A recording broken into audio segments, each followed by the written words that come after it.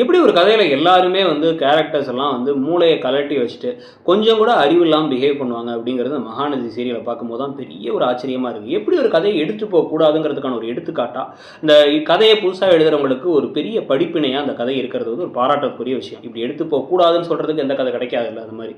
So, இப்ப இதுல வந்து பார்த்தீங்கன்னா, இப்ப விஜய் இன்னைக்கு என்ன முடிவு பண்றாருன்னா, ஆளாளுக்கு பேசின உடனே, எனக்கு சொத்தும் வேணாம், ஒண்ணும் வேணாம். நான் அஜய் ராகினி பேருக்கு எல்லாத்தையும் எழுதி குடுத்துர்றேங்கிறாரு. ஏன்னு கேட்டா காரணமே கிடையாது. இவங்கலாம் தானே என்ன வளர்த்தாங்க. அதனால வந்து எல்லாத்தையும் குடுத்துர்றேன். நான் தனியா போய் கூட இருந்து நான் பொழச்சுப்பேன் அப்படிங்கிறாரு. இந்த வெற்றி கொடிகட்டு அப்படின்னு பாட்டு வர்றதுக்காகவா நம்ம இந்த கதையை பார்த்துட்டு இருந்தோமாங்கிறது நமக்கு ஒன்றும் புரியல.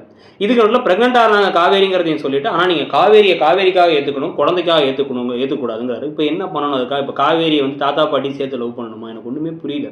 உடனே இவங்கெல்லாம் அப்படியே அழுது கெஞ்சுறாங்க, அன்பு சந்தோஷப்படுறாரு, இவர் வீட்டை விட்டு கிளம்பி போறாருங்கிறதெல்லாம் காமிச்சா இதில் என்ன லாஜிக், எதனால இது நடக்குது அப்படின்னு வந்து பார்த்தீங்கன்னா ஒரு காரணமும் இல்லை. கதையை எப்படி எடுத்து போகிறேன் எங்களுக்கு தெரியல, இப்படி தான் நாங்கள் எடுத்து போக முடியும்.